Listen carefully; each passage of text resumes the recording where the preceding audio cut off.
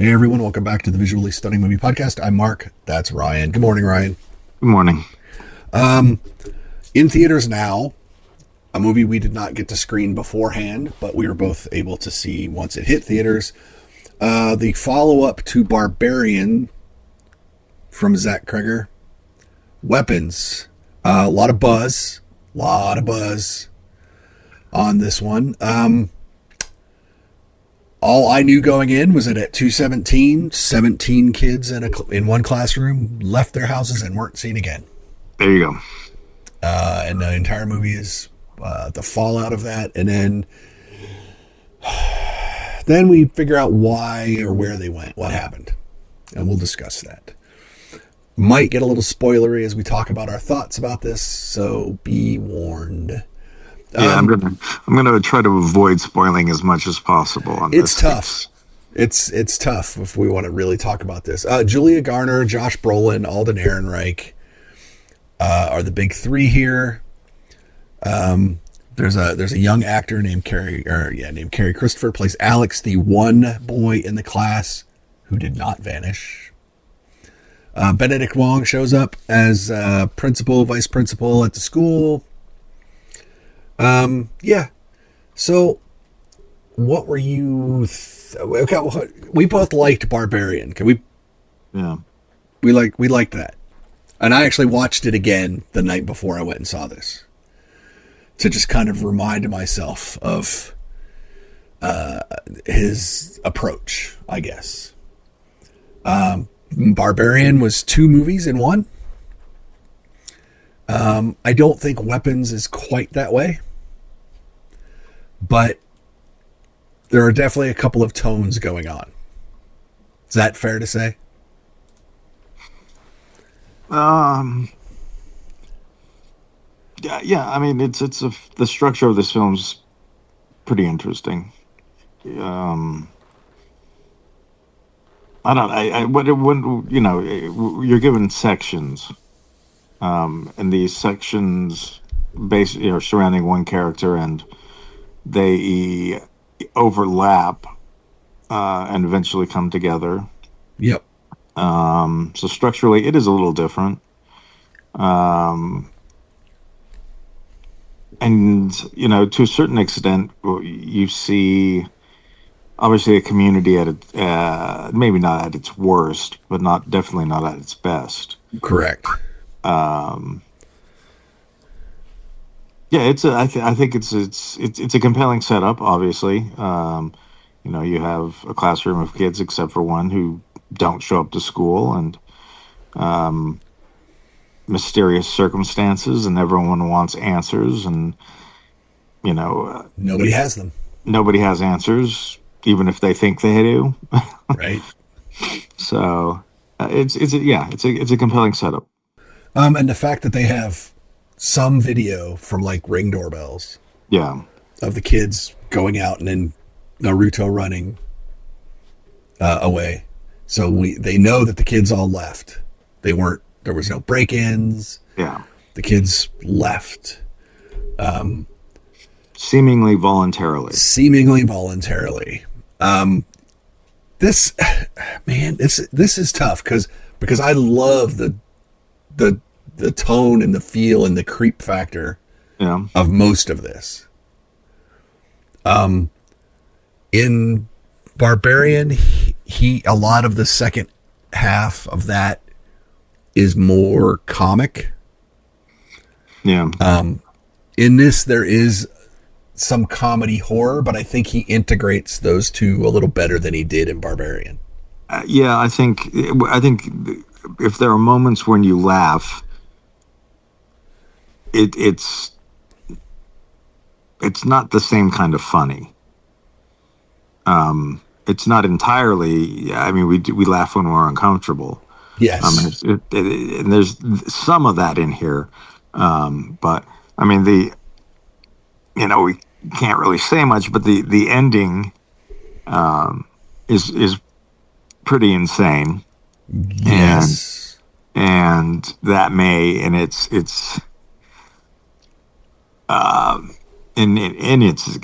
insanity provide a few laughs. But it's also, I think, important to point out that they've established rules. You learn them as, or at least, a sense of rules on certain things, and they don't break them. No, there's a logic, an internal logic. So, yeah, there's not a lot of humor here, and a lot of the humor is derived from how uncomfortable we are with the situation. Yeah, the performances on this. Julia Garner. I didn't watch her in Ozark. I know that's what everyone loves her in. I understand it's great. She's in theaters now as Shalabal in Fantastic Four. And I bring that up specifically to mention that apparently Josh Brolin's character was meant to be played by Pedro Pascal. Oh, I thought so. Or he turned it down, or he couldn't make it fit, or something. So we got Josh Brolin. Josh Brolin is so intense. Yeah, I don't know if Pedro could have done this role. Anyway. It would have been different. It would have been a lot different. Yeah. The character, they couldn't do the character the same way. I think you'd still make a good movie, but yeah, the character would have been different. Yeah, and there's a lot of small town subplots not related to the disappearance at all. Which, anytime there's a tragedy, you have to remember that exists on top of what already exists in that area. Yeah, I mean, a hyper sense of sensitivity, and if you've got skeletons in the closet, they tend to find their way out. They always do. Well, and then this is a circumstance where they're looking at everyone. Yes. And if you have had any sort of history, that is likely to be brought to the surface for everyone to scrutinize. Absolutely. Julia Garner has a past. Her character Justine has a past, which doesn't help. That she's new in town. No, and I think in a lot of the characters, because we get to see them in certain ways separate as well from the story in a way, which is kind of unusual because usually these are characters who are deeply invested in the story, but we get to see the quiet sort of times where what they're doing is not really related to the main story, but during those times you get to learn more about them. And it's intriguing the way that the film never, up until the final act, you really don't have a grasp on what's going on. No. You have a lot of different theories, or you may have hunches, or you may, but you don't have the whole picture, so you inevitably will be wrong to a certain extent. Yeah. It is interesting to see this kind of powder keg of a town, knowing that this horrible thing has already happened, but something horrible also might be upcoming. Yeah, when they have no idea. Yeah, not they don't have any idea what it is. It's that they have no idea that it's coming. Yeah. So it is interesting the layers that he builds here. I think that's some really smart writing. And I think what I like is we're not getting a lot of the same scenes from different perspectives, but we are seeing where the stories for these characters overlap. So you get a little bit, but it's not like watching the same scene over and over and over again. No, it's not like watching The Last Duel. Yeah. No, it is interesting. Oh man, there's so much I want to talk about. The idea that this is called Weapons. Yeah. Is annoying to some people apparently on the internet. Which is stupid because I guess. I mean, Well, it this is fits the for some part where I want to reason. start talking about things, Yeah. because I want to know if I'm wrong or right or missing something, Well, I mean, and I can't do that without yeah. talking about things. Well, a character does say it turns individuals into something like into a weapon. It does. He's just weaponized, Yes. but it's like that's a very strange word to use in that context when you Well, look at it. there may be, and this is another thing that we really can't dive into. There may be some metaphor going on here. There may Oh my be some. God. Okay, so yeah, there is There, some metaphor if you consider the entire film a yes. metaphor, a So there. single metaphor. Yes. But that scene, and you know the one I'm talking about, where we get hit with that metaphor, is in a dream sequence. Is so out of place in the rest of the film and the narrative rules that we've kind of established that it feels like, I don't know, they if they hadn't had it in there, I think the metaphor works better, because I don't know. I want to say so much. Oh my God. Yeah, But I don't know if they and I don't know if there's specifically a metaphor through the entire thing. There may have been an idea that's spawned some of this. It's hard to say because it doesn't necessarily have to be, which is I think how films really should be made to a certain extent. Is that it needs to succeed as a film first, and then if there's a metaphor, we start looking at that metaphor rather than there's a metaphor. Let's look for all that. right. I think that this film, metaphor or not, at least succeeds as being a very engaging film. Yes, that's how I was. Once you got in, yes, as a film, this movie absolutely works. So the But metaphor aspect, I think that one scene forces you to go metaphor, yeah, and so maybe a it can little bit. kind of take you out of the film because now you're trying to figure out why that's there. Well, and I guess that's. I mean, I don't. For me, in horror films, because a lot of horror films are metaphors or allegories or whatnot. I try not to focus too much on those things, even if I kind of see the hints for them Right. until a second viewing. So I'm not usually I'm not really as distracted by things, I guess. Or I've made more it has to do with I've made the decision to not be distracted by these things Right. and not to overthink or try to figure that out. Another film a film that we know is a metaphor was a film like It Follows. Yeah.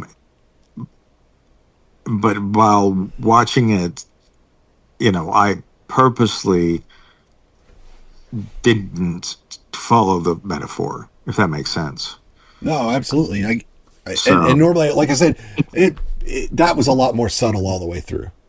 yeah. Where, like I said, whereas this one, like I said, it's just Zach Cregger just kind of drops this thing in there, and you have to deal with it because it's not off to the side, it's not subtle, it's Yeah. like right there, and so it's like, are you thinking, well, is that going to play later? But it doesn't. But by putting it there so prominently, you're like, you have to deal with it. So like I said, I think that is the one thing I would cut out of this, because you can make that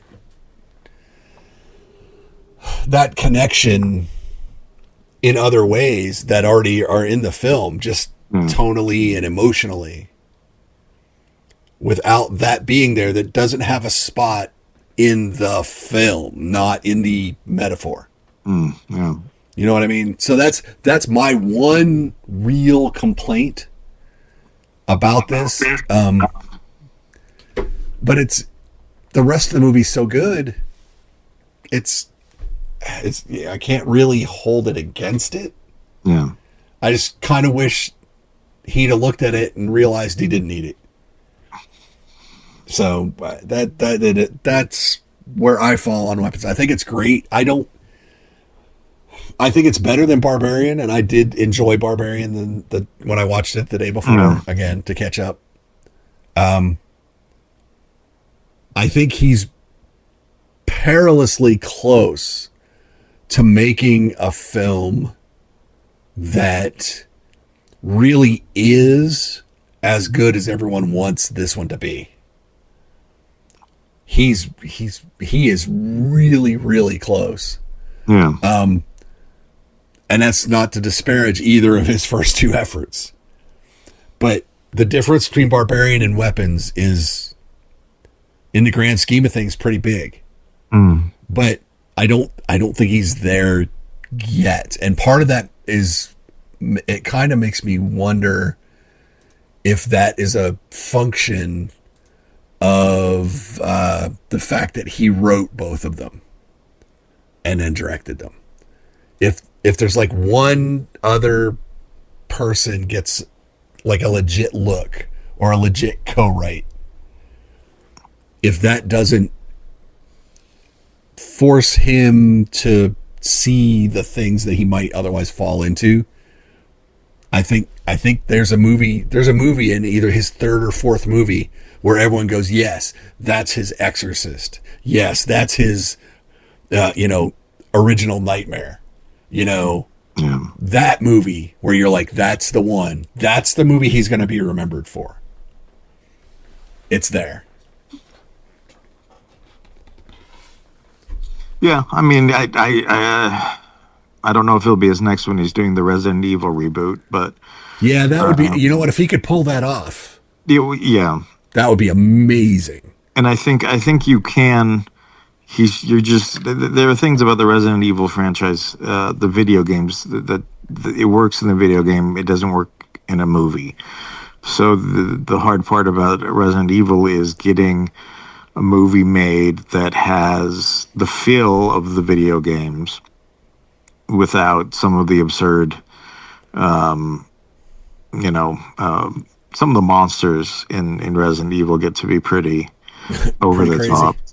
So that's, it's to do stuff like that, and this is every video game. You have to, because a lot of them to put so much time into the writing of the story. Yeah. And the world building, you have to maintain that, because that's mostly what the players like. Yes. They love the world that you've given them to go kill crazy, insane monsters or whatever. So if he manages to portray the world correctly, they're going to buy into whatever adjustments he makes to monsters, as long as he doesn't go too far afield.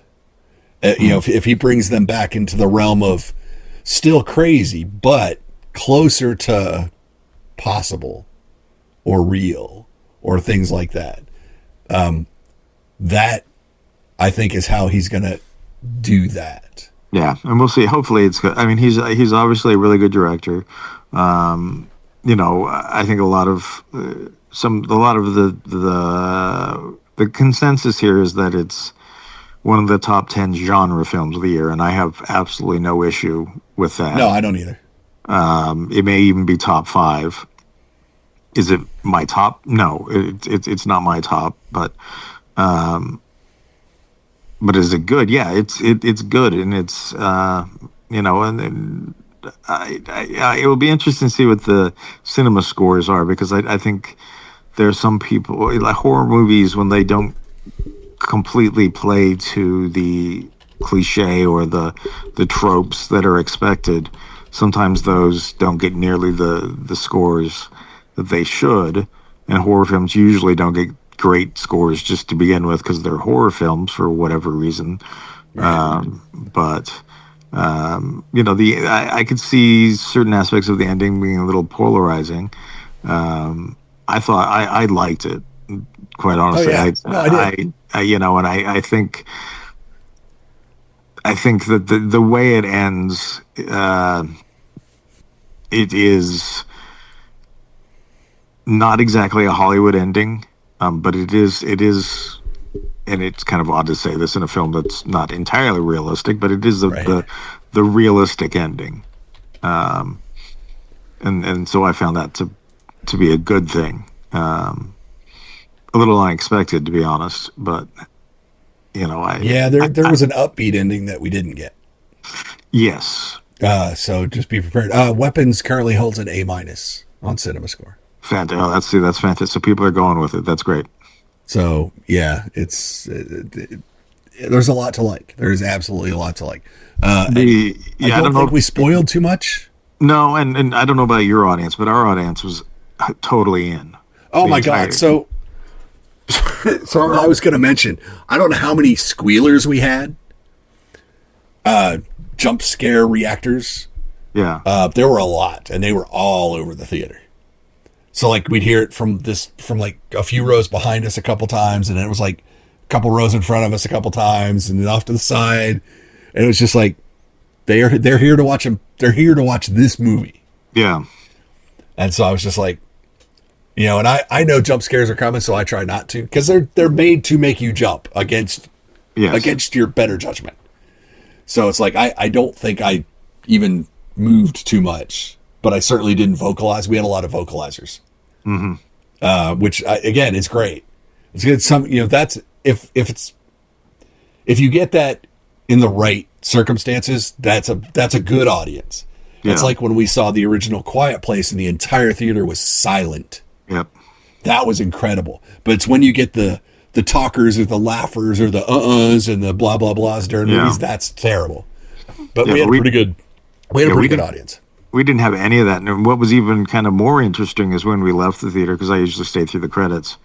There were 3 or 4 groups that had gathered outside the theater who were talking about the movie with each other. Yeah. And I know that sounds kind of like, well, of course, but it doesn't happen as often as you think. A lot of those conversations happen on the way back to the car because they're, just naturally getting back to the car. But I mean, it says a lot to me when they're stopped in just outside the theater. Yeah. They're talking, and they're clearly trying to, what did you think about this and this and to me, as someone who goes to films, that's exciting. Because I didn't stick around to really listen to them, but just the fact that they were impacted by a movie enough that they had to literally just walk out of the theater and stop and have that conversation right there. Because as human beings, we have a lot of ideas that flutter away. And for them to be right there and say, no, we got to go over this right now. Right. We got to do. I mean, that to me. That to me says that your movie's pretty good as well. 100%. So that was fun, because the groups didn't come together, and they were kind of separate. But the fact that there were 3 or 4 happening at that time, it was cool. It's what you want to see out of a movie like that. Some movies, there's not a lot to talk about really, Right. but this one, there's so much going on, and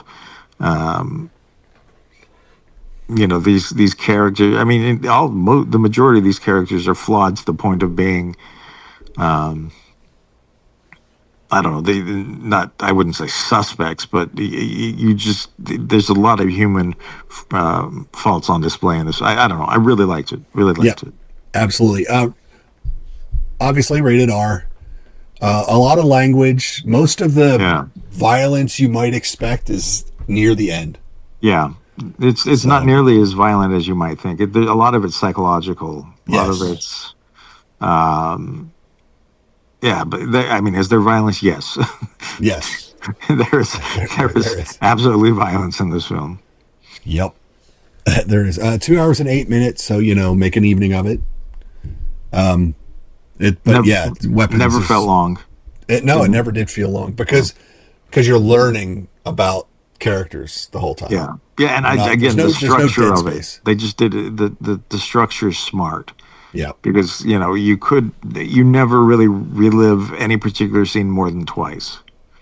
Correct. And even then, sometimes and it's usually from a different perspective anyway, so it's a whole kind of different. Yeah. It's not like there's like one scene that everyone comes to. Yeah.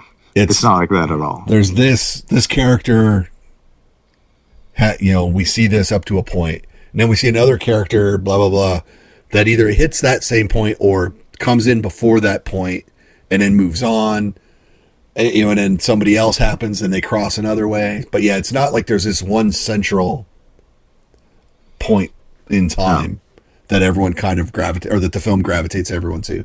So it is really good. So again, written and directed by Zach Cregger of Barbarian, which again is 2 separate movies, both of which are great, but they are 2 separate movies. But they are fun. Justin Long, I forgot, makes an appearance on this one. I guess he's going to wind up being in all of Zach Cregger's movies. Well, I have not a problem with that. Maybe Zach Cregger will have his Wes Anderson stable of actors. So that might be interesting to see moving forward. Julia Garner, Josh Brolin, Alden Ehrenreich, who does a real good job in here. Yeah. I love to see him work. Yeah, no, I think he's a great actor. So, yeah, he deserves a better reputation than he has. Yes, often maligned, but undeservedly so. Much like a couple other actors I could name. So there you go.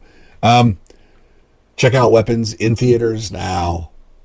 Very good stuff. We've got some movies coming soon. We've got a few movies we're going to see this week coming up that we will be talking about when we're ready for that. But until we do, don't forget to like us, follow us on social media. Go to the website, vsmoviepodcast.com. Get links to all the written stuff, the audio episodes that don't get written stuff, and you'll get links to the socials. So check it out. Be good. Stay safe. Till we talk to you again, I'm Mark. That's Ryan. Bye, Ryan. See you guys. And we'll talk to you all later. Bye-bye.